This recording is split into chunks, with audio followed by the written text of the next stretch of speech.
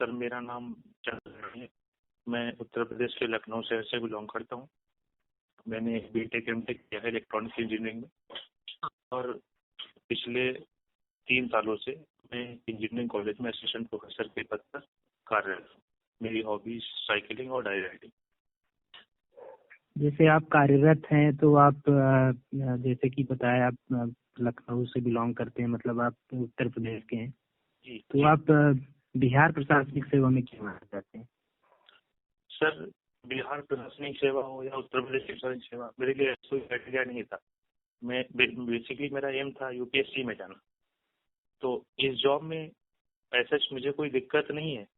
बस यही है कि बीपीएससी में क्या है, मुझे बेटर अपॉर्चुनिटी मिलेगी काम करने की, और यहाँ से ज़्यादा एक्सपोजर है, डाइवर्सिटी है जॉब में। यहाँ पे क्या है कि थोड़ी सी जॉब की मतलब, क्योंकि प्राइवेट सेक्टर की जॉब है तो जॉब में एक इनसिक्योरिटी है, परमानेंट टाइप की जॉब नहीं है।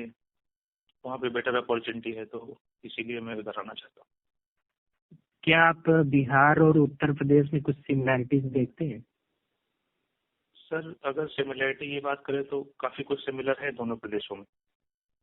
हालांकि उत्तर प्रदेश के साथ थोड़ा सा एडवांटेज ये है कि मतलब यहाँ पर चीज़ें कुछ बिहार से बेटर है, लेकिन बिहार में अगर माइग्रेशन वाली प्रॉब्लम सॉल्व हो जाए तो यूपी से बेटर साबित हो सकता है। कल्चर के तौर पे देखें तो दोनों के परिवेश में ग्रामीण आबादी अच्छी खासी है, और जो स्ट्रक्चर है मतलब दोनों ऐसे स्टेट है जो अपनी कल्चर वैल्यूज को इम्पोर्टेंस देते हैं। तो एक मतलब एक जो कल्चरल होमोजेनिटी है वो इन दोनों स्टेट्स के बीच में देखी जा सकती है। कुछ डिफरेंस जो आपको नजर आया? सर डिफरेंस यही है कि यूपी में थोड़ी सी ज़्यादा बेटर अपॉर्चुनिटीज हैं एज कम्पेरिजन टू बिहार, लेकिन बिहार के लोग ज़्यादा मेहनती हैं, और वो पूरे देश में मतलब अलग अलग जगहों पे फैले हुए हैं। क्योंकि वहाँ पर उतनी अपॉर्चुनिटी नहीं है तो वो माइग्रेट कर जाते हैं। ज़्यादातर लोगों के साथ यही प्रॉब्लम है। अच्छा, ऐसा क्या रीजन है कि जो हम देखते हैं कि बिहार और उत्तर प्रदेश की अधिकांश जनसंख्या अन्य राज्यों में प्रवास कर जाती है जॉब के लिए? ऐसा क्या रीजन है? सर रीजन क्या है, जैसे इन दोनों स्टेट की बात करें तो यहाँ पर इंडस्ट्रीज उतनी ज़्यादा नहीं है जिस हिसाब से यहाँ की पॉपुलेशन, प्लस लोकल फैक्टर जैसे क्राइम वगैरह थोड़ा ज़्यादा है इन स्टेट्स में। लोगों के पास जब स्किल्स की भी थोड़ी सी कमी है, स्किल ट्रेनिंग इंस्टीट्यूट यहाँ पर उतने नहीं है, और गवर्नमेंट का फोकस भी थोड़ा सा इन चीज़ों के प्रति अभी हालांकि बढ़ा है, लेकिन पहले थोड़ा सा इन चीज़ों पे कम था। इसीलिए लोग बेटर अपॉर्चुनिटी क्लास में निकल जाते हैं अदर स्टेट्स को। और कुछ और कोई रीजन? सर मेन रीजन तो यही है कि एक तो इंडस्ट्री की कमी है, दूसरा उनको अपनी जो उनका टैलेंट है उसके अकॉर्डिंग जॉब नहीं मिल पाते जैसी जॉब्स उनको चाहिए होती। अदर स्टेट्स में क्या है कि वहाँ बेटर अपॉर्चुनिटी है, बेटर बेटर उनको पैसे मिलते, निगोशिएटिंग पावर उनकी बढ़ जाती है।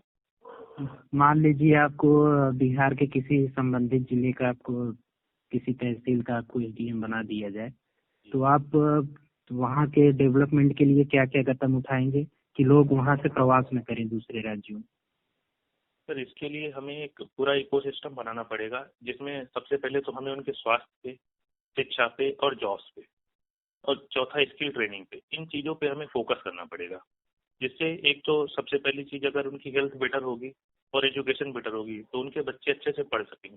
प्लस अगर हम उनको स्किल्स दे पाएँ इस तरह की जिससे वो इंडस्ट्री में काम कर सकें, और उनके काम करने के लिए वहाँ पे इंडस्ट्री भी अवेलेबल हो, तो अगर इन पे हम लोग काम करें तो मुझे नहीं लगता कि कोई भी स्टेट ऐसा होगा जो डेवलप ना कर सके, और ये माइग्रेशन की प्रॉब्लम भी इस तरह से सॉल्व की जा सकती है। तो चंद्रमणि जी, आपको ऐसा नहीं लगता कि जो है अभी जो वर्तमान में वहाँ पे एसडीएम कार्यरत है वो ये सब काम नहीं कर रहे होंगे? सर कर रहे होंगे, बिल्कुल कर रहे होंगे, अपनी अपनी कैपेसिटी में तो बिल्कुल कर रहे होंगे। तो मतलब आप जो है अभी आप जैसे अभी एसडीएम नहीं आप सोच रहे हैं, तो वो तो एसडीएम है तो वो तो और अच्छे से अपने रिसोर्सेज को यूज करके इस रिगार्डिंग काम कर रहे होंगे। जी सर कह सकते हैं ऐसा, बट मुझे एग्जैक्ट पता नहीं है वहाँ पे क्या है। जी। अच्छा, जो है जैसे ये माइग्रेशन काफी जो है टॉपिक उठा जाए कोरोना के बाद, तो आपको ऐसा नहीं लगता कि जो है मतलब बिहार सरकार ने इस माइग्रेशन रिगार्डिंग कोई स्कीम्स चलाई हो जो आपको पता हो? सर एक तो गरीब कल्याण योजना अभी प्रधानमंत्री चलाई थी, वही बिहार में भी लागू हुई है। जी। प्लस एक उत्तर प्रदेश में और बिहार में भी शायद स्किल मैपिंग के लिए एक कैंपेन चलाया गया था, जिसमें जितने भी प्रवासी लौट के आए थे उनको कॉल करके कि वो वहाँ किस चीज़ में काम कर रहे थे, उसी के रिगार्डिंग उनको जॉब देने की कोशिश करी गई है। प्लस मनरेगा में भी बहुत सारे एनरोलमेंट कराए गए हैं और उनको जॉब दिया जा रहा है। इसके बाद जो कोविड के बाद क्या हुआ है कि राज्य इस बारे में सोचने लगे हैं कि जो माइग्रेशन एक बहुत बड़ी समस्या है, तो इधर निकल के भी सामने आई है। आपका ग्रेजुएशन सब्जेक्ट है इलेक्ट्रॉनिक्स एंड कम्युनिकेशन और आपने जो है अपना जो है जो ऑप्शनल रखा है वो पब्लिक एड, तो ऐसा ये क्यों? सर बेसिकली जो मेरा सब्जेक्ट है ग्रेजुएशन का इलेक्ट्रॉनिक्स एंड कम्युनिकेशन इंजीनियरिंग, ये सर उसकी लिस्ट में है नहीं बीपीएससी के जो ऑप्शनल थे, तो सर मुझे कोई ना कोई ऑप्शन सेलेक्ट करना था। नहीं तो आप साइंस साइड के कोई भी ऑप्शन ले सकते थे, साइंस सब्जेक्ट के कोई भी। आपने ह्यूमैनिटीज में गए आप। तो सर साइंस साइड वाले ऑप्शन में जैसे फिजिक्स था, मैथ था, ये सब ले सकते थे, लेकिन जो इनका सिलेबस है, जैसे अब क्योंकि काम मुझे एडमिनिस्ट्रेशन में ही आगे करना है, तो पबेट से उसको एक समझने में थोड़ी सी हेल्प मिलती है, तो थोड़ा सा मुझे इंटरेस्टिंग लगा, क्योंकि काफ़ी टाइम से मतलब इवन 10th के बाद से मैंने इस तरह के सब्जेक्ट कभी पढ़े नहीं थे। जैसे कॉन्स्टिट्यूशन क्या होता है, क्या हमारे राइट्स हैं, क्या ड्यूटीज़ हैं, कैसे एक गवर्नमेंट काम करती है, स्टेट और सेंट्रल लेवल पे मतलब क्या स्ट्रक्चर होता है गवर्नमेंट्स का, पंचायती राज क्या है, इन सब चीज़ों के बारे में जानकारी मिली तो मुझे थोड़ा इंटरेस्टिंग लगा। इस वजह से सर मैंने इसको। जैसे मान लीजिए आप एसडीएम बन गए हैं, हम वर्तमान में चंद्रमणि एज ए एसडीएम बात कर रहे हैं। अब आप अपने रीजन में इस जो आपने कोर्स किया इलेक्ट्रॉनिक्स एंड कम्युनिकेशन से, इसका कैसे जो है वहाँ यूज करेंगे और इसका कैसे एडवांटेज उठाएंगे? सर आज की डेट में गवर्नेंस मतलब गवर्नमेंट जो भी काम कर रही है सब में ई गवर्नेंस का यूज हो रहा है, आईसीटी का यूज हो रहा है। किसी भी बिल्डिंग में आप देखेंगे हर जगह सीसीटीवी कैमरा, मोबाइल ऐप का यूज, और ट्रैफिक सिग्नल्स भी लगातार सारे ऑटोमेटिक होते जा रहे हैं। मतलब किसी और गवर्नमेंट भी कोशिश ये कर रही है कि डिजिटलाइजेशन के थ्रू चाहे कोई ऐप से पेमेंट करना हो या कोई भी प्रोसेस ना हो, तो वो सारी चीज़ों में डिजिटलाइजेशन इन्वॉल्व हो रहा है। तो मुझे लगता है कि वो स्किल्स मेरी वहाँ पर काम आएंगी, मुझे उस चीज़ को समझने में कैसे सिस्टम काम करता है थोड़ी सी आसानी होगी। जैसे ये आपने बताया कि ऐप और ये सबसे ज्यादा पेमेंट में जो है ज्यादा यूजफुल हो गया है आईटी, तो ये बताइए जैसे कि जो है ये जो साइबर क्राइम है ये तो बढ़ते जा रहे हैं ऑनलाइन प्लेटफॉर्म पे। अगर हम देखें जितना जो है ये पेमेंट गेटवे है, इसमें कोई मतलब अगर आपने पेमेंट कर दिया है तो उस रिगार्डिंग जो है आप उसे कैसे जो है वो करेंगे, मॉनिटर करेंगे कि पैसा कहाँ गया और कैसे मतलब कैसे जो है उसकी इन्फॉर्मेशन निकालेंगे, क्योंकि ये तो साइबर क्राइम भी हाथ खड़े कर देता है साइड पे कि नहीं हमसे नहीं हो पाएगा। इस रिगार्डिंग आपके आपके कोई सुझाव? Sir cyber crime no doubt बहुत तेजी से बढ़ा है। अभी जो रिपोर्ट आई थी एनसीआरबी की उसमें भी महाराष्ट्र नंबर 1 है। तो जी साइबर क्राइम सर बढ़ने की वजह थोड़ी डिजिटल लिटरेसी की कमी होना है। जी जैसे जैसे लोग इस बारे में अवेयर होते जाएंगे वैसे वैसे चीजें कम होती जाएंगी। प्लस हमें साथ में क्या करना पड़ेगा, एक इसका भी इकोसिस्टम बनाना पड़ेगा जिससे जो भी ट्रांजेक्शन है वो थोड़ा सेफ हो सके, उसमें एक सिक्योरिटी फीचर और ऐड किए जा सके। जैसे अभी भी होता है कि ओटीपी वगैरह आता है, कोई भी ट्रांजेक्शन आप करते हैं, लेकिन अभी बहुत सारे लोग हैं जो फेक कॉल्स के थ्रू इस तरह से ओटीपी जान लेते हैं या किसी और तरीके से आपकी का जो आईडी है वो हैक कर लेते हैं। तो हमें इस प्रक्रिया में मतलब 2-3 स्टेप इन्वॉल्व करने पड़ेंगे आइडेंटिफिकेशन वाले। तो जैसे जैसे सिक्योरिटी बढ़ती जाएगी ये चीजें अपने आप फिर कम होती जाएंगी। जी तो चंद्रमणि जी, जैसा कि आप बताएं कि आप टीचिंग फील्ड से जुड़े हुए हैं, जी सर। तो क्या आप बता सकते हैं कि क्या रीजन है कि भारतीय यूनिवर्सिटियां कंपेयर में नहीं आ पाती हैं वर्ल्ड के? बहुत हमारी रैंकिंग बहुत पुअर है, क्या रीजन है इसके पीछे? सर इसके कई सारे फैक्टर्स हैं। सबसे पहली चीज तो जो हमारा सिलेबस है वो सर इंडस्ट्री के अकॉर्डिंग है नहीं, तो इससे 2 दिक्कतें आती हैं। पहली बात तो जो हमारे बच्चे सीख के निकलते हैं इंजीनियरिंग करने या कोई भी कोर्स करने के बाद, वो अपने आप को जो ग्लोबलाइजेशन की दौड़ है उसमें बहुत पीछे पाते हैं, इसीलिए उनको जॉब्स में भी दिक्कत आती है। प्लस इंफ्रास्ट्रक्चर की कमी है। जो हमारी एफिलिएशन वगैरह होती है जैसे यूजीसी या एआईसीटी वगैरह जो एक्रेडिटेशन होता है इनका, तो इसमें भी बहुत सारी चीजें रहती हैं जो प्रॉपर नॉर्म्स पे नहीं होती हैं और कैसे भी करके कॉलेज को मान्यता मिल जाती है, तो वहाँ हमें थोड़ा सा देखना होगा। प्लस कैरिकुलम को कॉन्टिन्यूसली रिवाइज करना होगा और जो भी लेटेस्ट टूल्स और टेक्नोलॉजी चल रहे हैं मार्केट में हमें उनको सिलेबस में इंट्रोड्यूस करना होगा। प्लस एक फैक्टर सर और है कि हम लोग बच्चों की जो प्रैक्टिकल नॉलेज है उस पर बहुत कम फोकस कर रहे हैं। इवन आईआईटीज में जैसे आप देखेंगे तो वहाँ 4 साल का अगर बीटेक है तो उसमें 1 ईयर फुल होता है ट्रेनिंग के लिए, बट यूपीटीयू या कोई भी स्टेट के जो कॉलेज हैं उसमें 3 महीने या 6 महीने की ट्रेनिंग में ही वो काम हो जाता है। तो उसमें बच्चा वो चीज़ सीख नहीं पाता और उसको वो लाइटली लेता है। आगे चल के जब वो अपना कोर्स कर लेता है तो फिर जॉब की बहुत बड़ी समस्या खड़ी होती है। ये एक बड़ी प्रॉब्लम है मेरे हिसाब से। क्या रीजन है कि शिक्षित बेरोजगारी दिन ब दिन बढ़ती जा रही है? सरकार को क्या कदम उठाने चाहिए इसको कम करने के लिए? सर जैसा कि मैंने बताया, शिक्षित बेरोजगारी और कोई मतलब फैक्टर नहीं है इसका, बस मेन चीज यही है कि उन बच्चों में उस स्किल की कमी है जो इंडस्ट्री को चाहिए।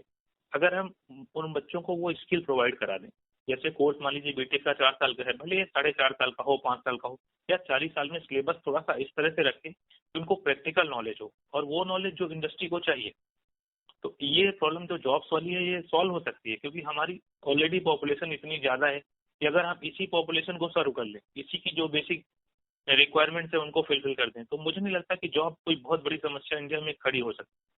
लेकिन दिक्कत वही है कि जो इंडस्ट्री को चाहिए वो बच्चों के पास नहीं, स्किल्स की कमी है सर। जी, जैसे कि आप अब भविष्य में बिहार प्रशासनिक सेवा में आना चाहते हैं, तो आप तो बता सकते हैं बिहार की 5 समस्याएं कौन कौन सी हैं? सर बिहार की अगर समस्याओं की बात करें तो जो कुछ समस्याएं हैं जो इसकी ज्योग्राफी से रिलेटेड, जैसे तो बाढ़ हो गई। सदर्न बिहार का पूरा एरिया हर मानसून सीजन में बाढ़ से बुरी तरह प्रभावित होता है। और सदर्न बिहार में यही चीज है कि वहाँ सूखा बहुत ज्यादा है। दूसरी चीज, वहाँ एजुकेशन बहुत पुअर है, सेकंड लास्ट रैंकिंग पे ही हर बार आता है।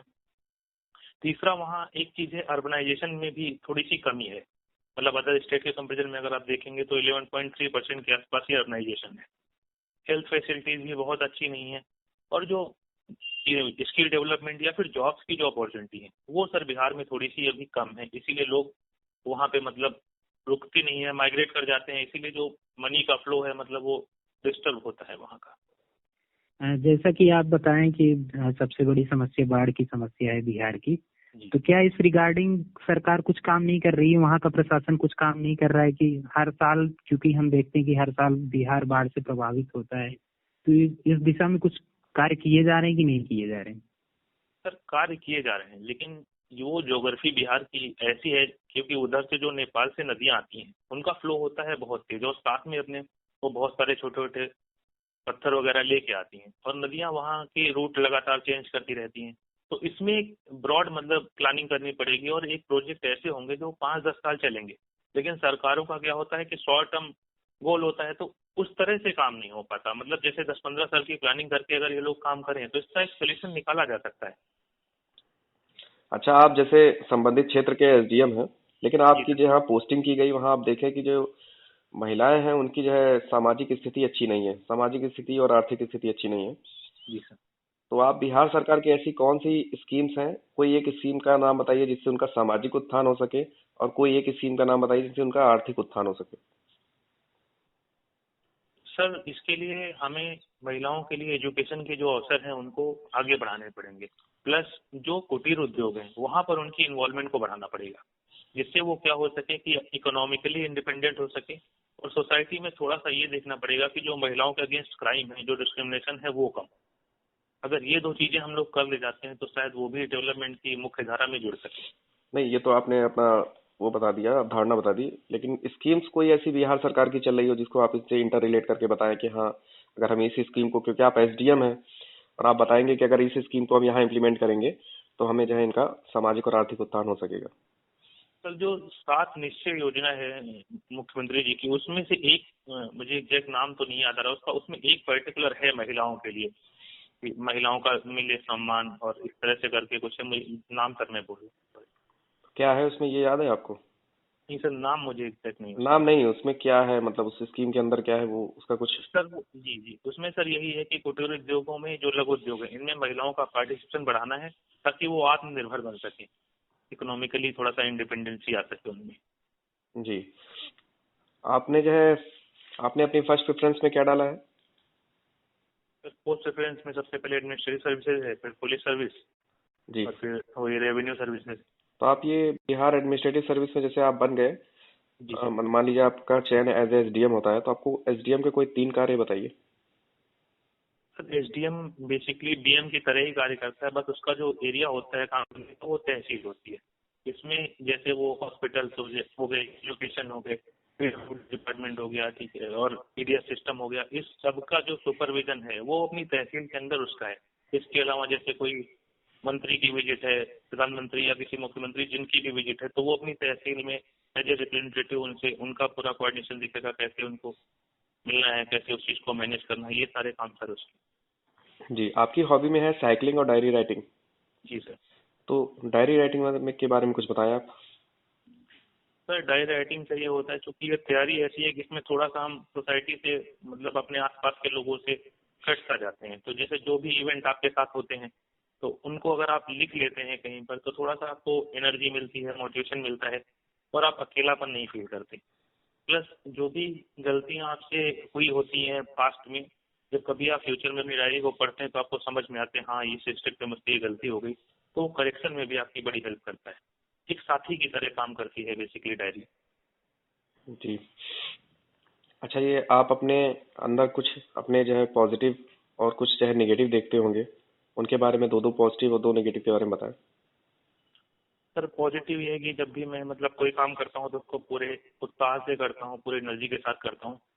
डिसीजन लेने से पहले तो मैं काफी बार सोचता हूँ, लेकिन लेने के बाद फिर मैं उसको पूरा करने के लिए अपनी पूरी कोशिश लगाता हूँ। दूसरा सर ये है कि मैं कभी कोई फॉल्स कमिटमेंट नहीं करता। अगर मैंने कोई कमिटमेंट किया तो मैं उसको पूरा करने की 100% कोशिश करता हूँ। जी, और नेगेटिव। नेगेटिव सर ये है कि मैं अपनी मतलब फिजिकल हेल्थ को लेकर थोड़ा सा कॉन्शियस होता हूँ, लेकिन अभी तक मैं इसको प्रॉपर एक टाइम शेड्यूल में डाल नहीं पाया।